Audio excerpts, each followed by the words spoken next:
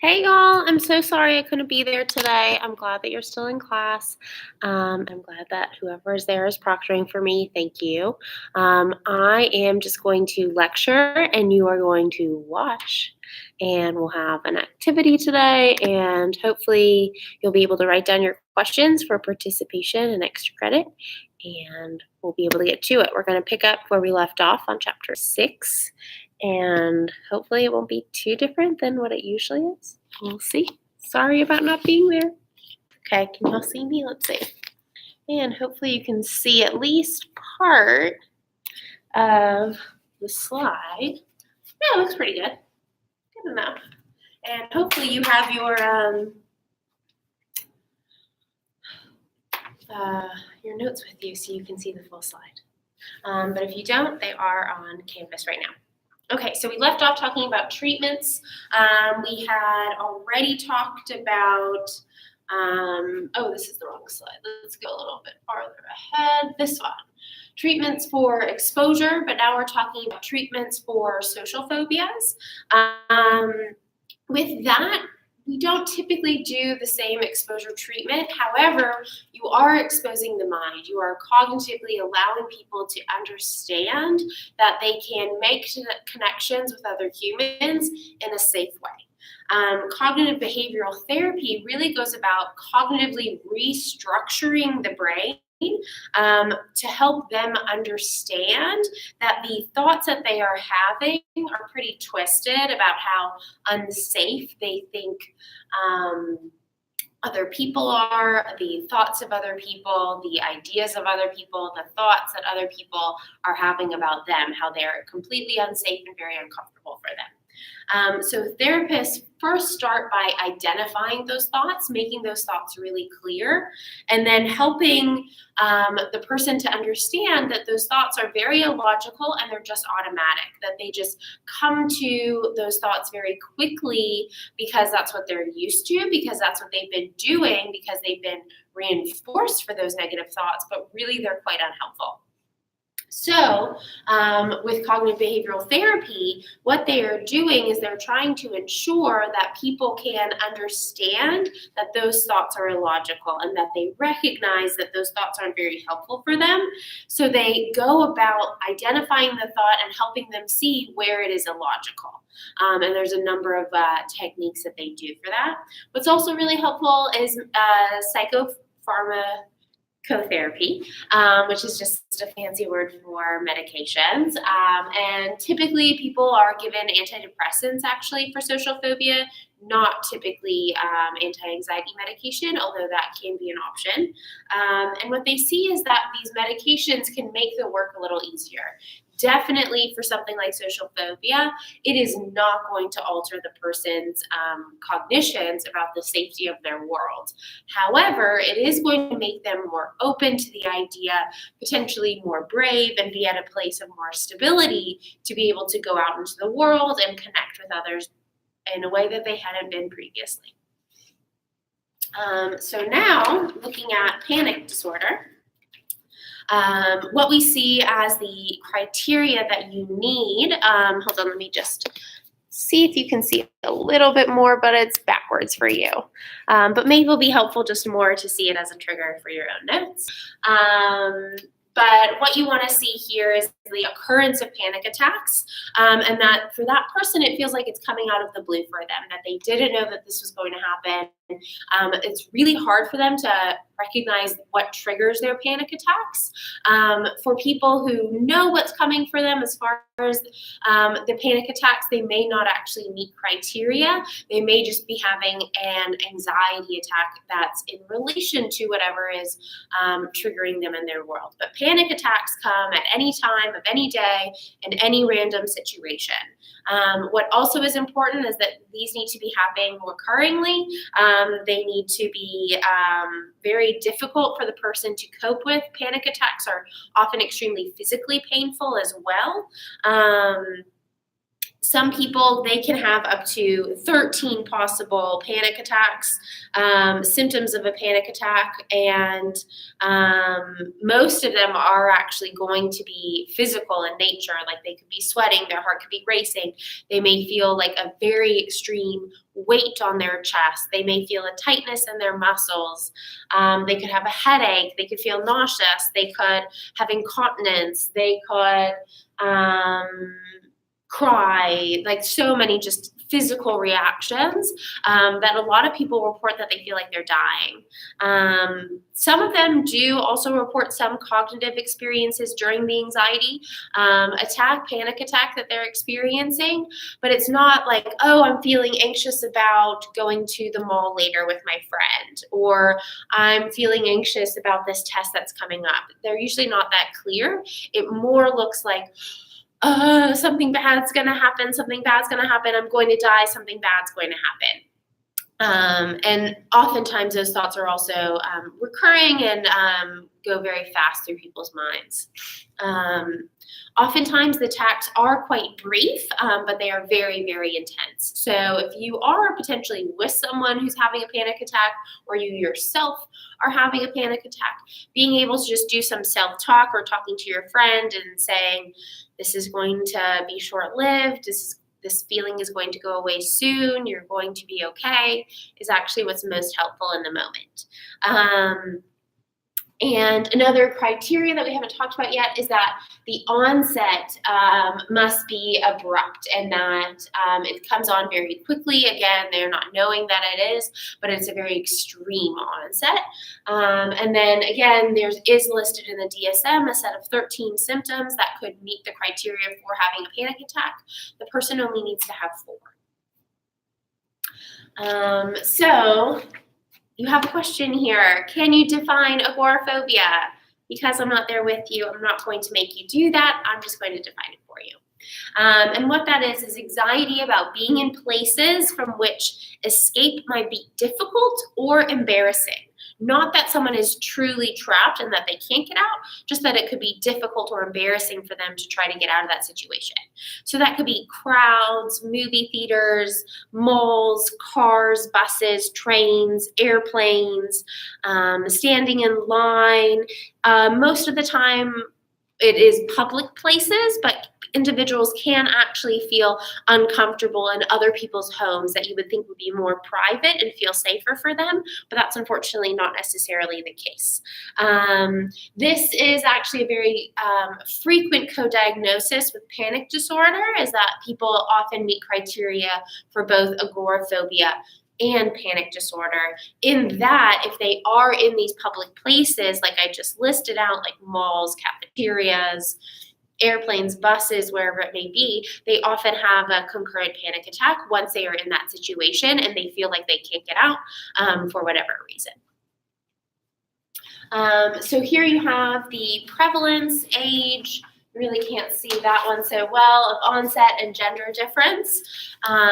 What we have here, just thinking about who experiences panic disorders the most, we do see, again, most of the time, women are having these anxiety disorders, and what we see is that women are twice as likely to have a panic disorder than men.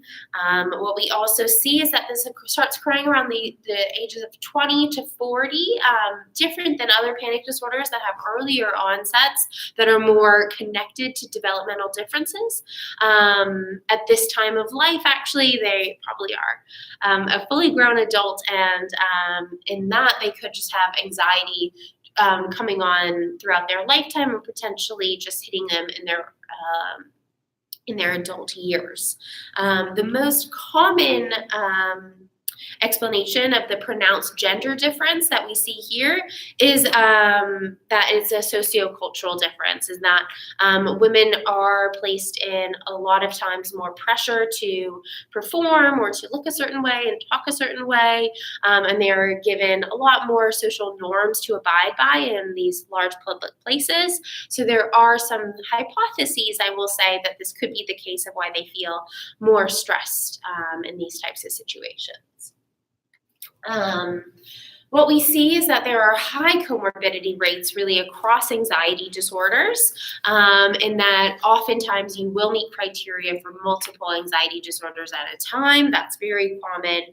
But of course, you do want to pick the anxiety disorder that they have that is the most streamlined, that has the largest catch-all for the individual. But what we do see is that in generalized anxiety disorder, for the largest catch-all of anxiety disorders, people often meet criteria for social phobia, specific phobias, PTSD, depression, substance use disorders, a lot of different disorders that need additional clarification when giving someone a diagnosis. Panic disorder is highly correlated with suicidal ideation and suicidal attempts. And with that, we are seeing that correlation potentially triggered to that feeling of death that people experience when they're having that panic attack. That can be closely related to having thoughts about death, the potential of death, feeling like they're already going to die. And another explanation could be that they really don't want to feel this way anymore. It's so incredibly painful on their bodies and on their psyches that they feel like they can't handle it anymore. But what you see up here-ish is 83% of people with panic disorder have at least one comorbid disorder. So that is quite high. What we see as far as the timing of a first panic attack and when that is most likely to happen, again, we do see that onset starting around 20 years old, but 23% of adults have experienced at least one panic attack in their lifetime, but most do not go on to meeting criteria for full-blown panic disorder. Just because you have one panic attack does not mean that you meet criteria for panic disorder. And what we do see is that likely that the first panic attack will be following a distressful moment or difficult life circumstances or a transition in life. Often that happens around, finishing college, moving into job, having a lot of more adult societal pressures can lead to the onset of panic attacks. And many, though, who do experience one panic attack, that is not to say that they will have another one. Looking at the biological causal factors of panic disorder is also potentially helpful for diagnosis and for understanding the disorder more deeply. People who have abnormally sensitive fear networks, so we've talked about this before, that there's definitely a genetic link to having anxiety and how that's passed down within families. And again, as we mentioned, that it can actually be quite adaptive and that they are likely to keep themselves safe and keep their families safe. So they probably are going to be around for a very long time and live for a while, even if psychologically they're in quite a lot of pain. Biologically, procedures put stress on certain neurobiological systems that are occurring within our bodies. And during a panic attack, that can produce a lot of those negative physical symptoms that can deteriorate our bodies, in addition to the cortisol that I've already spoken about in class. Specifically, what this panic attack can deteriorate and be painful to our bodies and cause maybe too much arousal would be another way of explaining this, is the noradrenergic,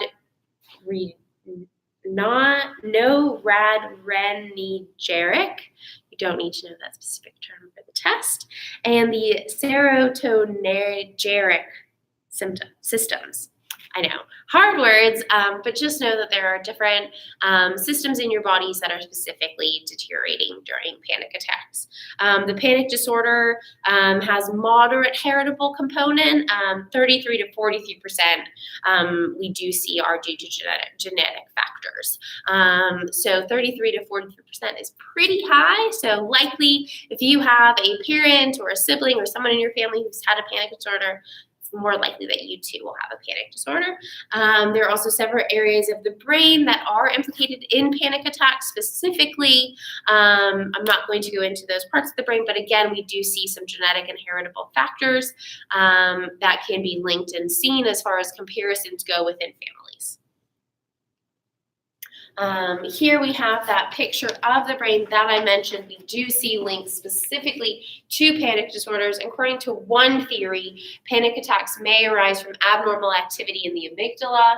We talked about the amygdala many times in here. I don't know if you can see that. Nope, you can't see that at all. So the amygdala right here, this little part, is a collection of nuclei in front of the hippocampus and the limbic system, and the anticipatory anxiety that people develop about having another panic attack is thought to arise from activity in the hippocampus. And here we have the hippocampus right here that loops around blue. And you are seeing that. Okay.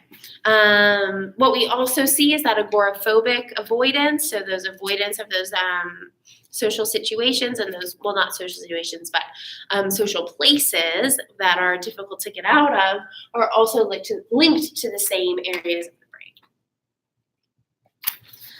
brain. So again, just looking at psychological causal factors, we do see cognitive theories, we do see comprehensive learning theory, we do see anxiety sensitivity, safety behaviors and persistence, and cognitive biases that could also be affecting reasons that people could be experiencing panic disorders. Cognitive theory of panic will note that people with panic disorder are hypersensitive to their bodily sensations and are very prone to giving the most dire interpretation possible.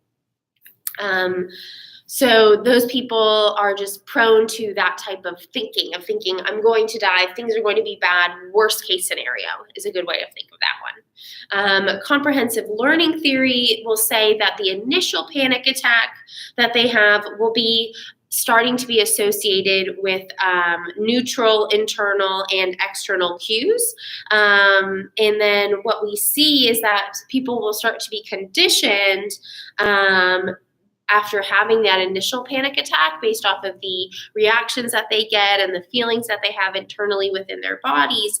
And what we see is that the panic attacks for these people are going to be continuously getting worse and worse because the stimulus that they initially got from their first panic attack, which might have been very minor and maybe would only have, 4 of the 13 symptoms, it will continue to get worse and worse because of that stimulus response that they're receiving.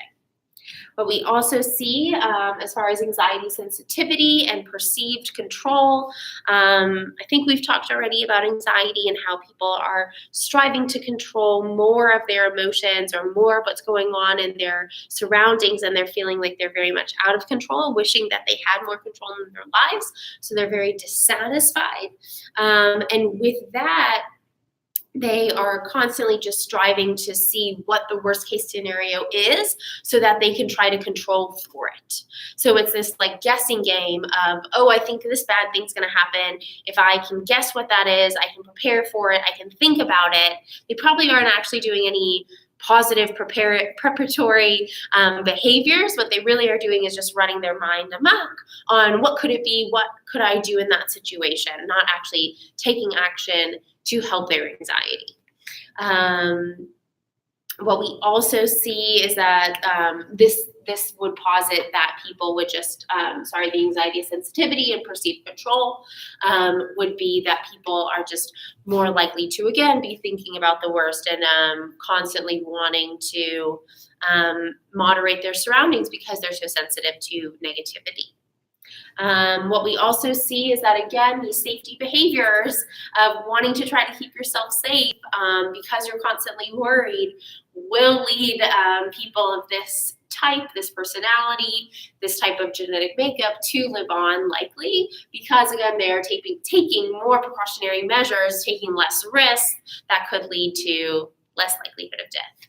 And finally, we have cognitive biases that people have. Again, it's part of that twisted thinking that people can experience that CBT, cognitive behavioral therapy, specifically tries to address because they have this cognitive bias of thinking, I do have control.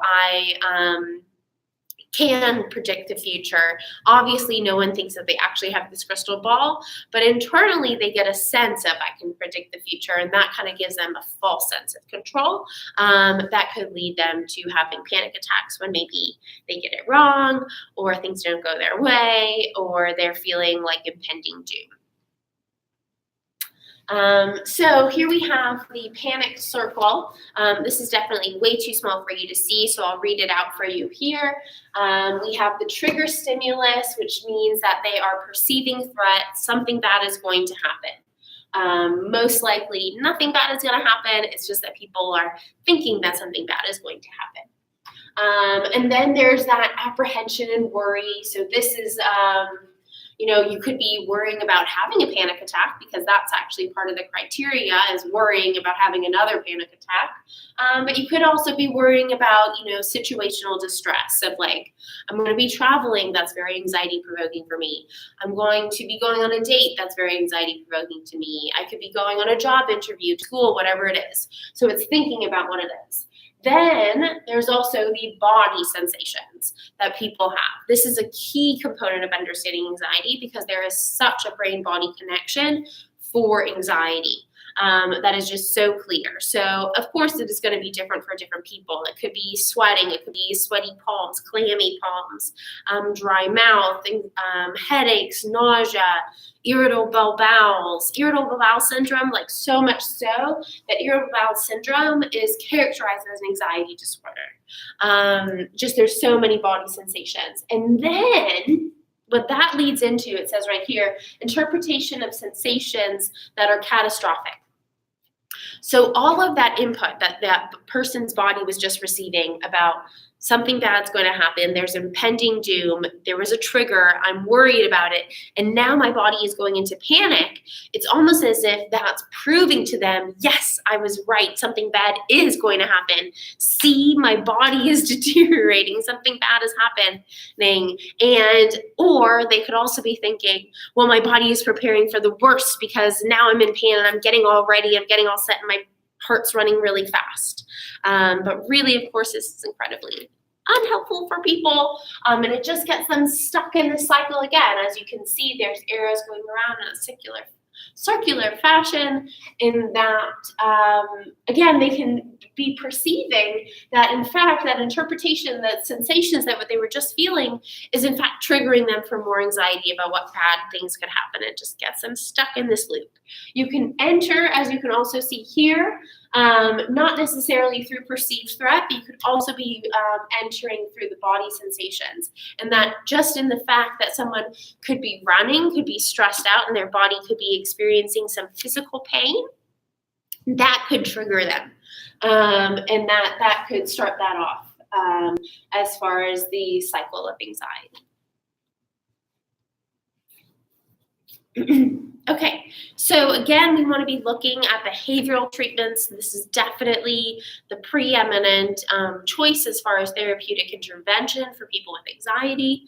Medications are very, very helpful for this one, especially in that you are probably going to be choosing, again, antidepressants just to soften the blow and the feelings that they're having, maybe help them moderate those emotions that can feel very extreme, very intense, and very painful.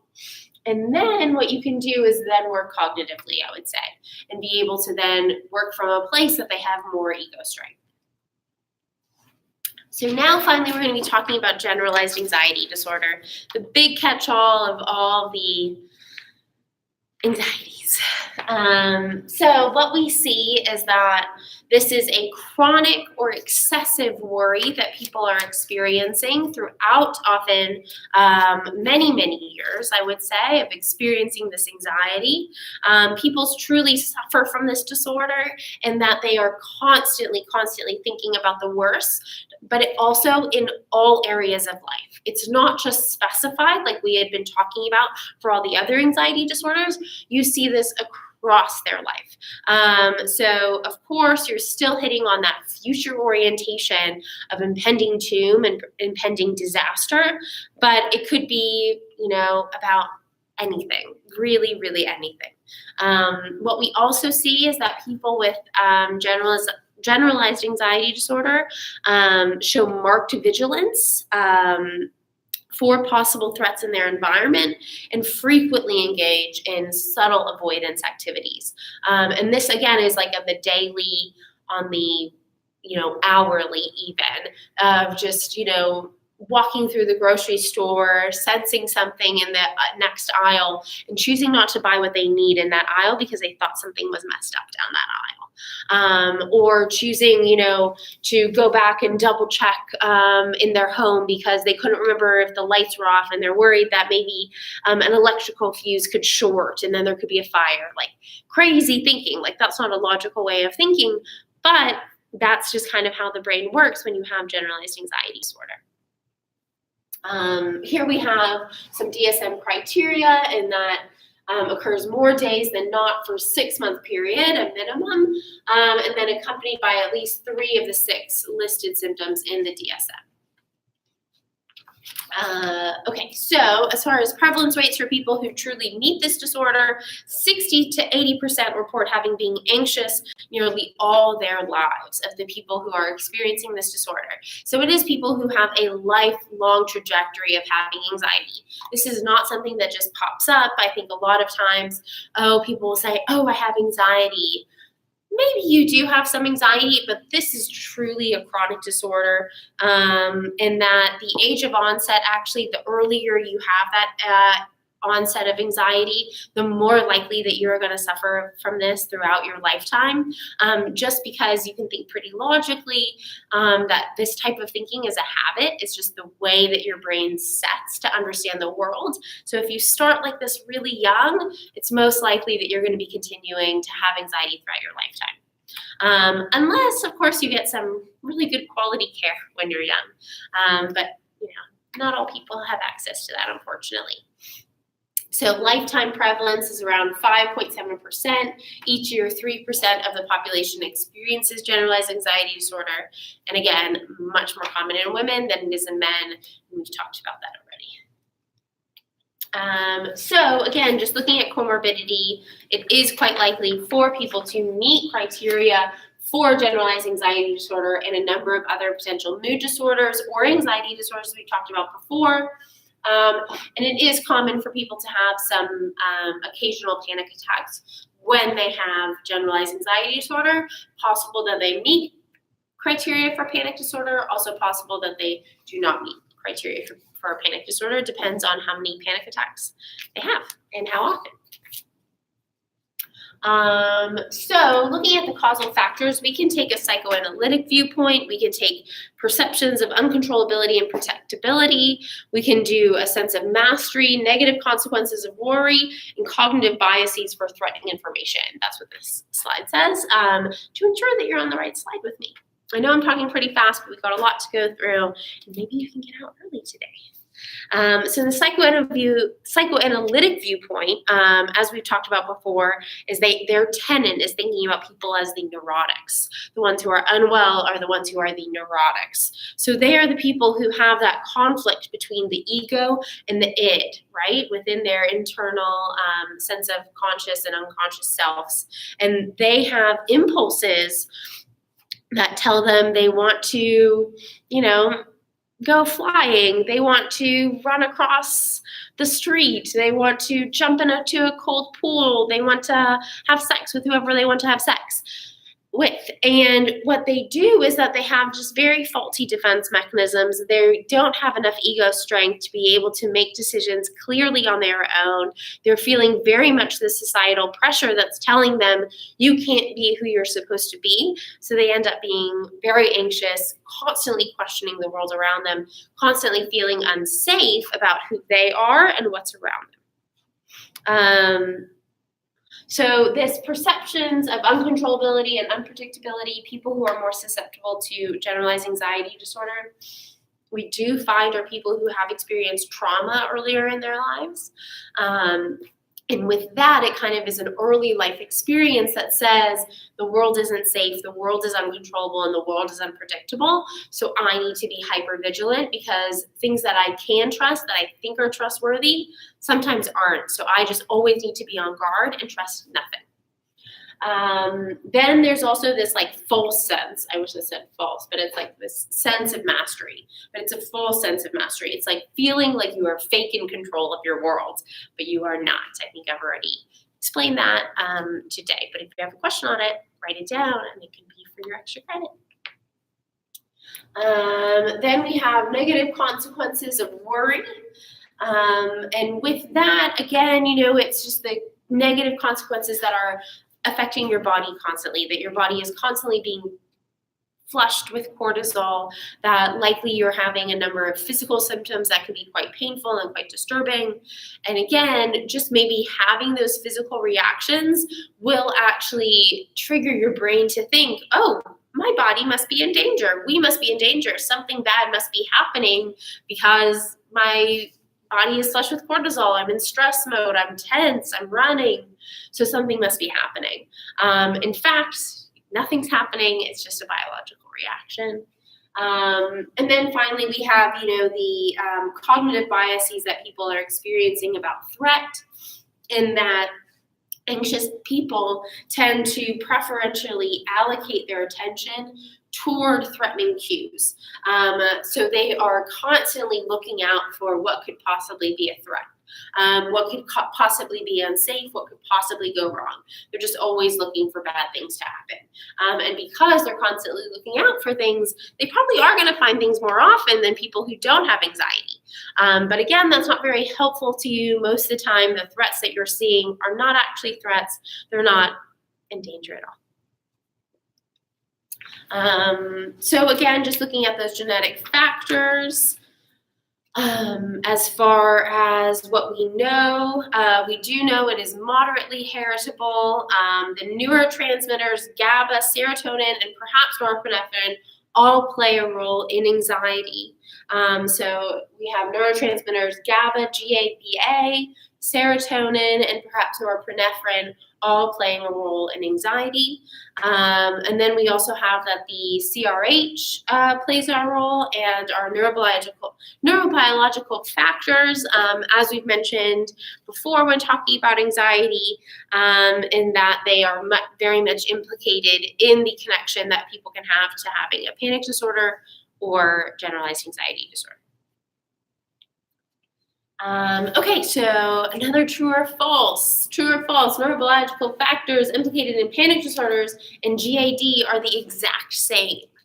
So they are not the exact same. That is false. Neurobiological factors in panic disorders and GAD do differ somewhat. They are not the exact same, but we do know that they are both extremely heritable, can be connected to genetic makeups that are passed down in family members. Okay. And again, talking about treatments, this you definitely do want to start bringing in some anxiety type medications. Unfortunately, they are often very misused. I think people kind of talk more about using anxiety medications like popping a Klonopin, I hear a lot of times. But this can, of course, be very dangerous. It is a controlled substance, so don't abuse those. But you can get a medical professional to prescribe you an anti-anxiety medication that could be very helpful. Again, you do want to incorporate cognitive behavioral therapy with it. You will see, if you've ever taken this medication, that people do often feel a very quick response to the medication, much faster than what people experience when using antidepressants. I don't know why that is the case, that these work much quicker than antidepressants, but they do. But still, you do want to use some type of cognitive therapy, again, to be addressing the thoughts, not just to be not dependent on the medication, but to help the medication work better. Because you'll see the second that the medication wears off, you're going to be anxious again. So it does not just fix the problem. So now talking about OCD, obsessive compulsive disorder, this is a new category of disorders in the DSM-5, the obsessive compulsive and related disorders. They did separate those out from the other anxiety disorders, but of course OCD is very much connected to anxiety, and that people who suffer from OCD, of course, have anxious thoughts and feelings. What this category includes is not only OCD, obsessive compulsive, but also dysmorphic disorder, hoarding disorder, excoriation, which is like skin picking, and trichotillomania, which is compulsive hair pulling. So these are all compulsion disorders, and also disorders that have a lot of twisted thinking, that people very much see the world in a very twisted way, in an unhealthy way that is really not adaptive for them to being successful in society. So what you see as far as OCD, as the tenets of OCD is concerned, there's an occurrence of unwanted and intrusive, obsessive, very distressing thoughts. It's not just thoughts of like, well, I need to count however many pages I have left in my book, and you have to keep counting. That's not it. What I'm actually talking about for these intrusive thoughts are like thoughts of people dying, thoughts of maybe the person slitting someone else's throat, thoughts of like just like really scary things of like killing a baby, or killing their spouse, or jumping out of a window, and they just cannot help themselves but have these images being flooded in their brains, and they're very, very painful for them to experience regularly, and they cannot get this thought out of their heads. And then we have that it's usually accompanied by compulsive behaviors, in that you have the pairing of, okay, you have this really scary thought of you're going to kill your husband, you're going to kill your wife, you're going to kill your baby, but you also then have a compulsion to do a behavior that will stop you, or you think is stopping you, from killing your spouse, killing your baby. The people who have OCD are not dangerous to other people. They really are not. They really are just hurting themselves and feeling a lot of internal pain and worry about potentially terrible things happening to people in their lives. But then what happens actually is that they think they have this like false sense of control, and they need to, well, my baby won't die if I tap this table. There's a table right here. You can't see it in the frame. Tap this table 5 times. 1, 2, 3, 4, 5. And then it just never feels like enough for them. So they're like, well, I need to tap it again. And then it's like 1, 2, 3, 4, 5. So they keep at this because, again, it's just a compulsion. It's not actually giving them control. It's a very short-term false sense of control that they want to last longer. But of course, tapping a table has nothing to do with whether or not their baby's going to die. So that's the 2 tenets of OCD. What you see here is a list of both obsessions and compulsions. So common obsessions would be contamination fears. So being like really afraid of things that are dirty, like Howie Mandel. This is a really classic one that a lot of people know. He has OCD. He like has to wash his hands all the time because he has a lot of obsessions about germs. Fears of harming oneself or others. I mentioned that one as my example. Need for symmetry, so needing to line things up perfectly, or needing people to sit on 2 opposite sides of the room. There's 2 people here, 2 people there on the room, or maybe in their closet. They're like hyper organized. Also obsessions about sexuality, as far as not to stigmatize people who have different kinks or interests, but more that they are hyper aware, hyper aroused about potential sexual deviancies or interests in sexuality. Another interesting one is about religion, as far as being like really obsessed about like sin and possible punishment in the afterlife, or worry about God and God's impression of the person. And then finally we have aggression, which, yeah, you can see this. It's just backwards. As far as those aggressive thoughts, so thinking about potentially hurting other people, or visualizing themselves being hurt. And these are not thoughts, like it's not like something that they want to have. These are not thoughts that are adaptive for them in any way. They're very, very painful to people, very disturbing thoughts. And then you've got the compulsions. Oftentimes they are linked to the obsessions, in that it would make sense if someone has a contamination fear that they're going to be cleaning all the time. And then again, they're just constantly cleaning, like they have cracks on their skin because they're constantly washing their hands so much to a really unhealthy state. Like you can't wash your hands too many times. Checking is a big one. Like I kind of mentioned this when I was talking about GAD. I'm talking about, like, needing to go back and check the door 7 times, making sure that it's locked each time. Or a big one is like, did I leave the oven on? Lots of people forget this, and it's like kind of in the normal range to go back to check like once in a while. But it is not in the normal range to need to go back 5 times. Like you're already in bed, you've gone to sleep. It's at the end of the night, you made dinner a few hours ago, and you still wake up in the middle of the night and you're like, I have to go check. So I know some of you may be thinking, oh my gosh, I have OCD right now. And just check yourself before you wreck yourself, which is funny because we're talking about checking. Many people have these checking behaviors and do not meet criteria for OCD. So just keep that in mind, that there is a wide normal range for checking behaviors, and it does not mean that you have OCD. That's the bottom line.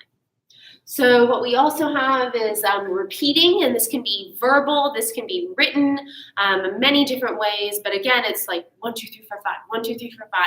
Repeating it in your head, out loud, what they're saying. This can often lead to really awkward social situations.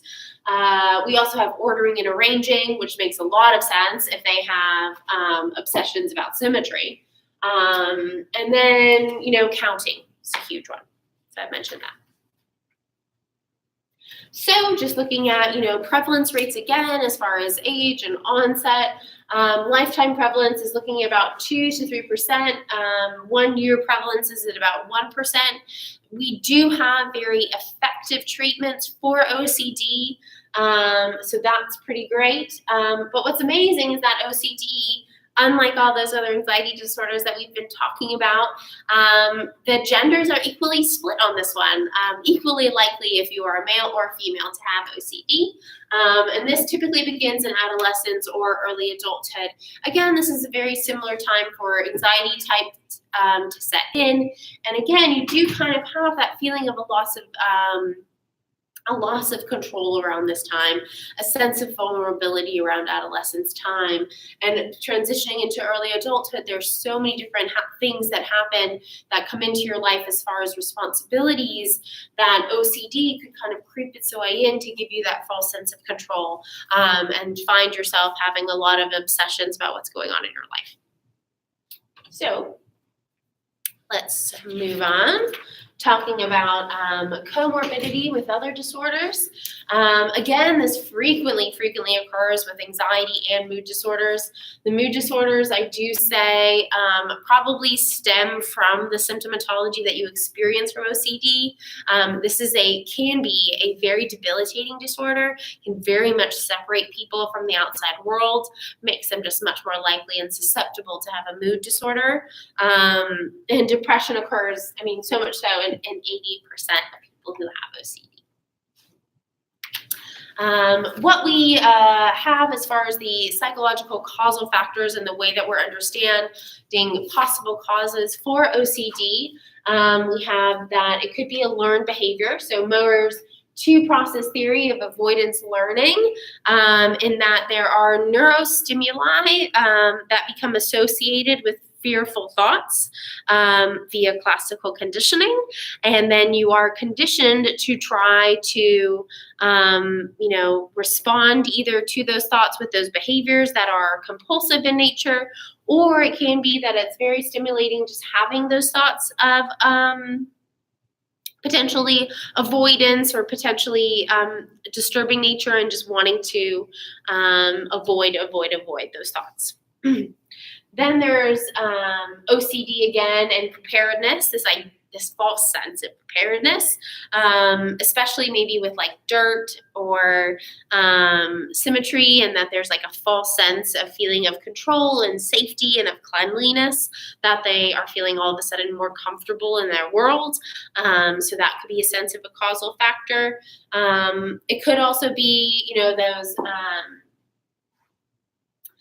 causal factors that they are trying to suppress, maybe those unwanted thoughts that they're having, that they are more likely to be susceptible to have unwanted thoughts. And then what they do is that they are trying to suppress those thoughts in whatever way they can.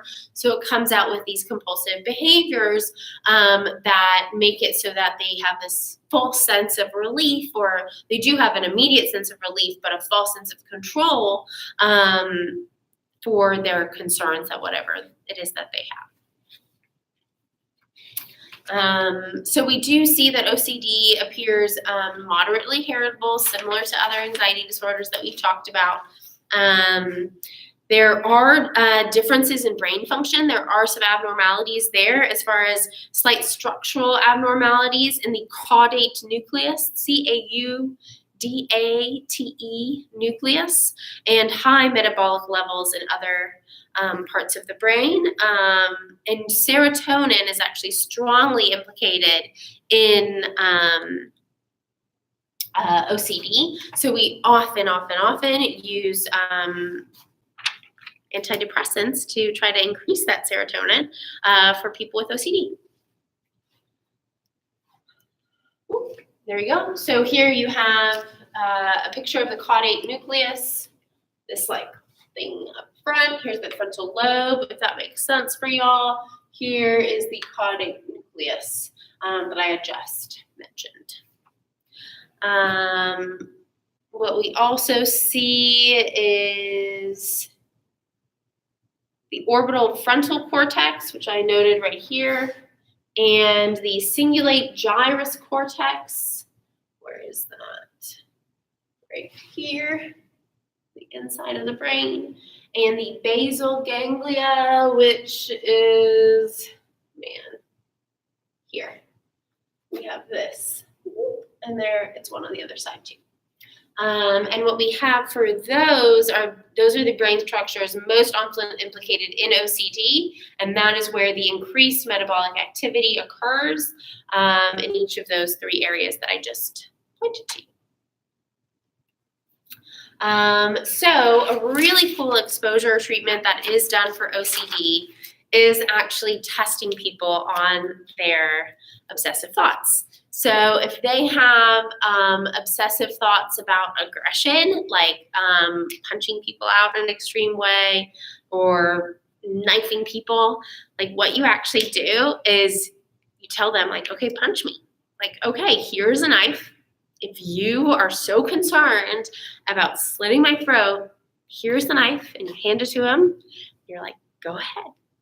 Or you give them a gun. If they have constant imagery of them shooting themselves or others, you hand them that gun and you say, okay, go ahead, do it. So this is a very extreme exposure. You definitely have to talk to them about before doing this and letting them know, okay, I'm going to test this out. You seem so sure. These thoughts keep coming to your head like this is bound to happen, and you have all these behaviors that you do to stop yourself from doing it. Just take a risk. Let's just do it.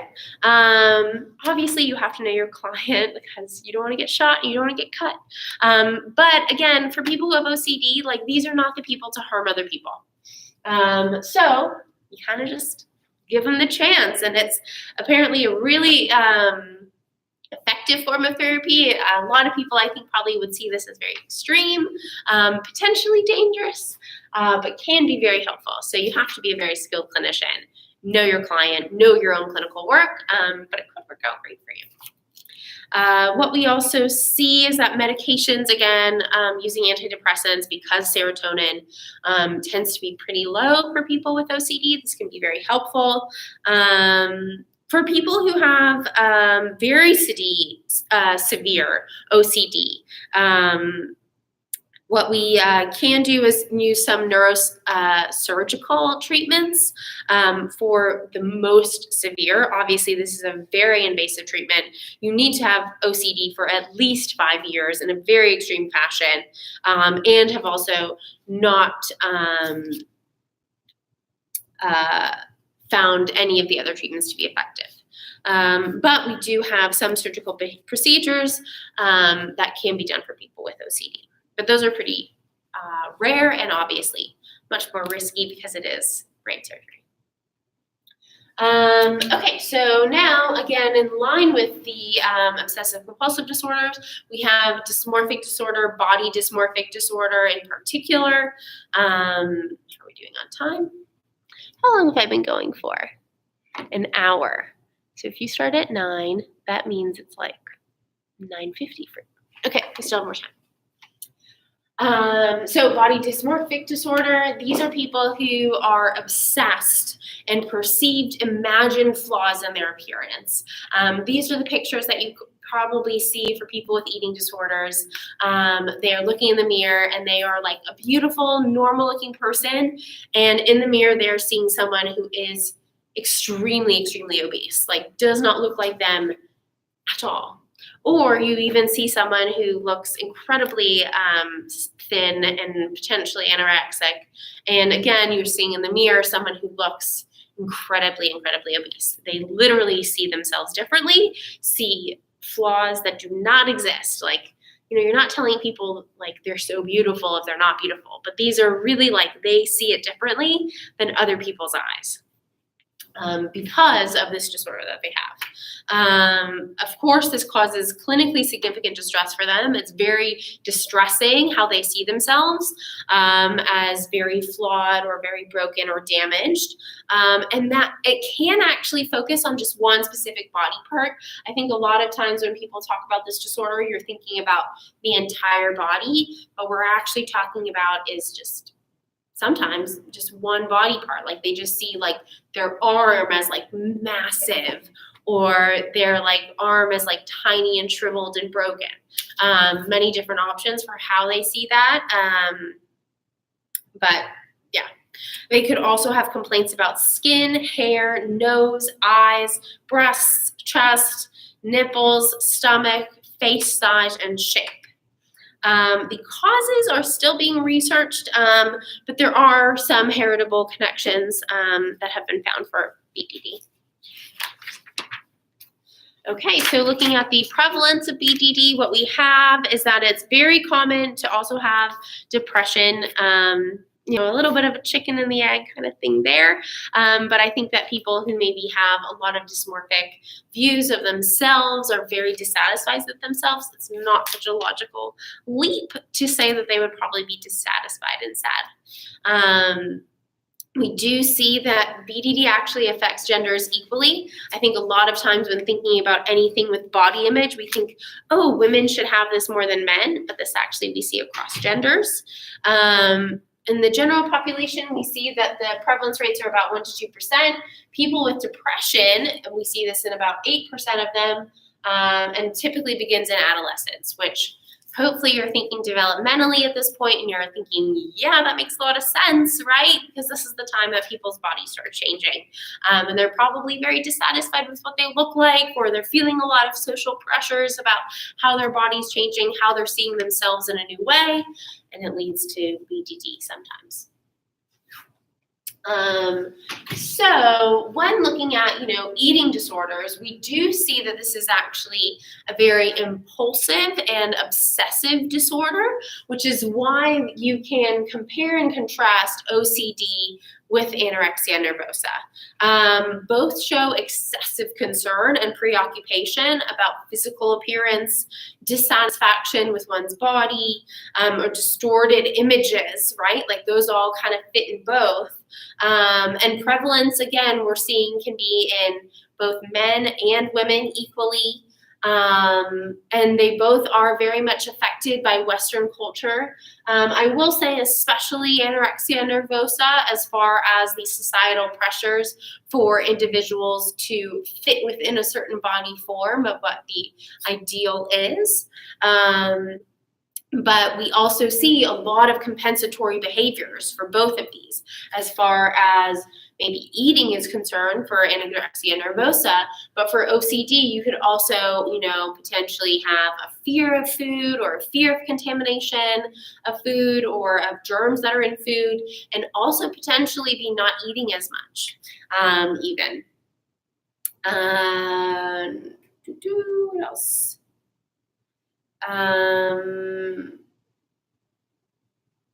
Important to note also that body dysmorphic disorder seems to be occurring very much in a sociocultural context that places great value on attractiveness and beauty, and people who develop BDD often hold attractiveness as their primary value. And one recent twin study found that over-concern with a perceived slight or defect, just like, in society, people saying like, oh, that shirt doesn't look so good on you, that can even be a trigger. So that's pretty incredible and stark, I would say. So those are some comparisons and contrasts and how you can conceptualize and understand these two disorders. Again, for BDD, we're going the antidepressant route. And then, of course, cognitive behavioral therapy. That's just the answer for this. So again, therapy is emphasizing, though, the very illogical nature of their thoughts, the difference that they're seeing from what reality is. And this takes a lot of time because it's hard to tell someone like what you're seeing is wrong. What you are not seeing the right thing, and then they're like, yes, I am, and then you're like, no, you're not. That's not very effective therapy. So it does take a lot of skill, a lot of discussion, and a lot of talking about potentially the sociocultural factors that are at play, and potentially what their triggers are and what their pressures are, and how their ideal is very much aesthetically based. And trying to shift that mindset can be helpful to helping them see how illogically they're seeing themselves. Now looking at hoarding, great TV show, Hoarders, if anyone likes that. So criteria for this, you acquire and fail to discard your possessions. The very limited value, like if you can ever think of the TV show, like people have just tons and tons of trash, just absolute trash piled up in their homes. There's a lot of disorganization in their living space, which interferes with daily life. Like they can't even sit on their bed or on their couch because there's so much crap around everywhere. And they can't even, like, they have to make like little caves to get around in their home, and they have to have like a little walkway that they like shift things out of. It's just like a lot of stuff, I guess. This is actually a poor prognosis for treatment than OCD. It takes a lot of very specialized mental health professionals to help someone with hoarding. They get just unreasonably attached to their trash. Prevalence may be around 3% of the general population, but it does occur in 10 to 40% of people with OCD. Compulsive hoarding may be neurologically distinct from people with OCD, even though there are such high comorbidity rates. Then we have trichotillomania, which is such a fun word to say, trichotillomania, move from impulse control disorders to OCD, actually, because, again, it's that compulsion, that behavior that really matches with the obsessive thoughts that they have. So not much is known about this disorder. It's definitely under researched, but we do know it's an urge to pull out hair from any part of the body location. I think a big one is eyebrows that people do, but it can be also arms, legs, wherever on your body you have hair. And then it's preceded by attention, not attention, but a tension. So there's tenseness, there's a stress, and then there's a relief, because every little hair that you have is attached to a little nerve. And if you try to pull out one of your hairs right now, it's going to hurt. But people who have this do feel a sense of pleasure with that pain, and can be some relief for them from whatever that tension was before. And then, this problem that they have does need to cause clinically significant distress to meet criteria. So if you just sometimes pull a hair for whatever reason, not meeting criteria, it needs to be you're doing it a lot of times. You maybe have a bald spot, or your eyebrow looks weird because you've been plucking it too much, or maybe a part of your head. There's this girl I knew in high school, she plucked an entire part of her forehead. So that created a lot of distress in her life, because people make fun of these people, unfortunately, because it does look a little strange. So that's trichotillomania. Now just looking at, there we go, the cultural perspective on anxiety, and just basically conceptualizing it another way. It is a very universal emotion. Again, like I said, it is highly likely listening to this lecture and you're like, well, I got that anxiety disorder, I got that anxiety disorder, and that is normal, and that is adaptable, and that's okay. It's just when you get into levels of clinical distress that it's going to be unhealthy for you. But what we also see, which is really interesting, is that anxiety is expressed differently across cultures. So in the Caribbean, what is known as ataque de nervios is common, and different countries have different rates of anxiety disorders. So there are some countries that are less susceptible to having anxiety because of their cultural influence. But I guess in the Caribbean, the ataque de nervios is quite common. So don't go to the Caribbean if you want to be less anxious. So important to note that. And, maybe you can think just to yourself of potentially different cultures or ethnicities who are known for being more anxious, or different countries that are maybe under a lot of stress or don't have as many resources. It would be much more likely for them to have anxiety, because based off of just our understanding of the world, if you don't have as many resources, you're going to be worrying about the future. And then sometimes that leads you to worry a bit too much in an unhealthy, unadaptable way. Okay. So cultural differences, again, just looking more at this, how would you describe these sources of worry? The Yoruba culture of Nigeria versus the Koro culture in China. In the Yoruba culture in Nigeria, sources of anxiety are obviously different than the United States. Their sources of anxiety include maintaining a large family, creating that large family, so fertility issues, dreams that may indicate bewitchment, and somatic complaints that are atypical in Western society. So like I said, depending on the resources that a country has, the healthcare that a country has, that can very much determine the types of anxieties and the rates of anxiety that is seen in the country. And then what we see here in the Koro culture in China, a more collectivistic culture, is something very interesting, is that they see anxiety as a body part, like a part of their body that is retracting into the body or shrinking, which is, I think, just a really interesting conceptualization of anxiety. And what's also interesting to think is that it's possible that it's actually adaptive. Again, anxiety, fear is adaptive, but then it manifests itself in unadaptive ways. The basis can be very helpful and keep people safe, but then not so good in the long run. So if people are, unsafe in their cultures, if that people are often getting sick, don't have access to medical care, don't have access to fertility treatments or healthy food for children, it's probably adaptive to be concerned about this, right? So that you can be vigilant and try to support your family. However, not very adaptive when it goes too far and that they're too worried and that it's paralyzing for them. And then again, in the Koro culture in China, for people who are more collectivistic, it actually could be based very much in that cultural understanding of togetherness, of support, not standing alone, not being too strong and too big, and standing out in that way. So the idea of shrinking in as anxiety makes, I think, a lot of sense.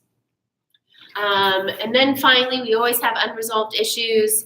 Many people do not know what treatment options are available to them. Many therapists are not really well trained or specialized enough in different classes of disorders and how to treat specifically to that disorder. Some people prefer treatment with medications, and that's totally fine, but we don't always know how those medications exactly work. And unfortunately, it's easier to take pills than to show up at cognitive behavioral therapy every week. So we kind of need to figure that out to better help people.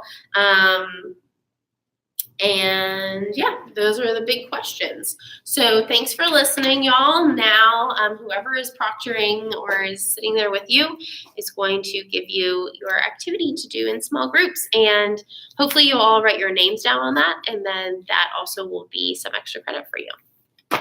See you in a bit. Bye.